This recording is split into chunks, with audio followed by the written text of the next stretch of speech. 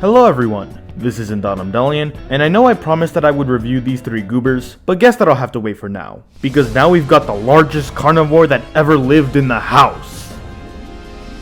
The Jurassic World Hammond Collection Giganotosaurus is a recently released figure by Mattel Incorporated through their Hammond Collection line, a line of highly detailed and articulated figures of characters and dinosaurs from Jurassic Park and Jurassic World films from the big screen right into your hands in epic plastic fashion.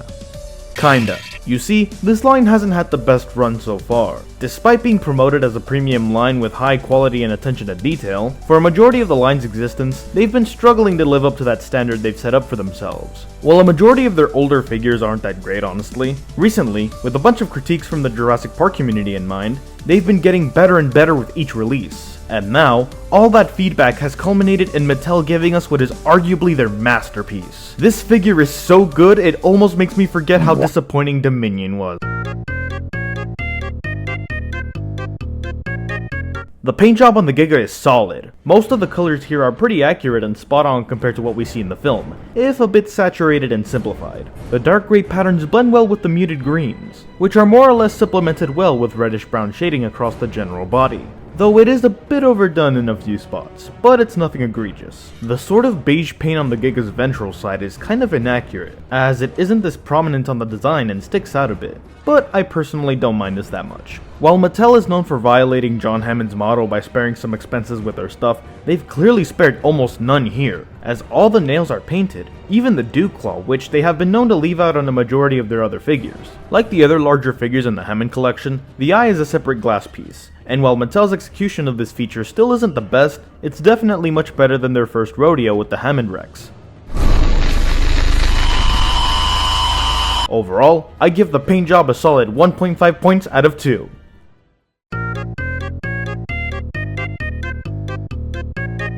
The sculpting on the Giga is its specialty, undeniably one of Mattel's best Jurassic Park related sculpt work yet. Nearly every detail on the figure is accurate to the film design. Not only that, but the general proportions of the figure are close to picture perfect.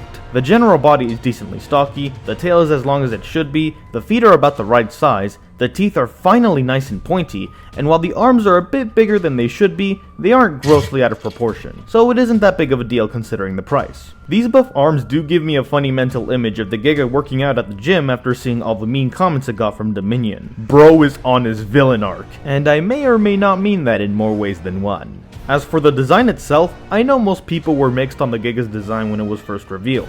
Some people didn't like the monstrous crocodilian aesthetic, the strange hunchback, or the lack of a chin that's present on the actual animal. Despite all of this though, I think most people have warmed up to it, or at least got used to seeing it, myself included. While I wasn't the biggest fan at first, over time this design has really grown on me, and while I would have liked something more akin to this, I like what we got. It sucks that he basically got shit on in the film though. He was not a good villain. If anything, he was the victim.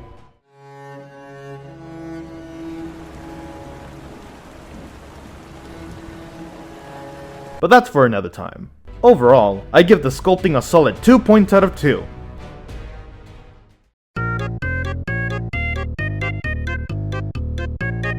The articulation on the Giga is pretty good for what it is. With 21 points of articulation, consisting of hinge joints and ball joints, the Giga can take on some cool, natural, and action poses.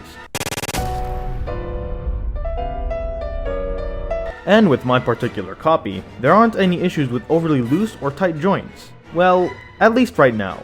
Right out of the package, some joints on the figure may be tighter than you may be comfortable with. So in the case that your figure has this issue, what I suggest is to lightly warm up your figure with a hairdryer and try out the joints until you reach a point of tightness you are comfortable with. Unlike the T-Rex from the first wave, the Giga has no ab joint. However, I believe that in this case, it was for the better. The Giga feels nicer to hold and mess with than the T-Rex, as this figure's ab joint, while neat, does make it feel more unstable. Another thing the Giga has over the Rex is the jaw articulation, as unlike the Rex's jaws, which can only open with each other, you can independently move each part of the Giga's head.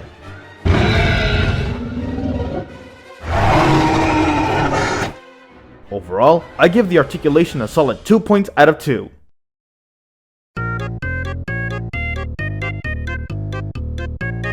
The Giga's accessories don't exist, and that's okay. While the lack of accessories would usually be a point of contention for most premium figures, in this case it isn't. Not only is the Giga on the cheaper side of things, but there aren't any accessories I can think of that would come with the Giga, so the lack of an accessory here is fine. As for scale, he's certainly the big, heavy guy you'd want him to be. Here's a size comparison with some random stuff. Even though he scales better with 3 3/4 inch figures, he looks great either way with other figures too. And he looks amazing when grouped up with the Hammond collection Therizinosaurus and Tyrannosaurus Rex. If only the final battle was as good as this looked. Overall, I give the accessories and scale a solid 1.5 points out of 2.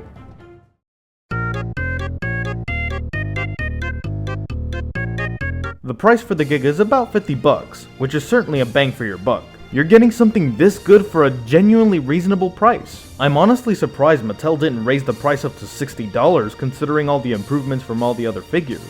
As for accessibility, he's somewhat easy to find if you know where to look, at least as of this recording. You can try going to your local Target or order him off their online site through pickup or shipping. If you're willing to spend a bit more to get your hands on this guy, you can try getting him off of eBay or Mercari, though I wish you luck if you choose to go down that route. If you don't manage to get your hands on it, then don't worry too much, since Mattel will likely restock it after their first wave of these figures sell off.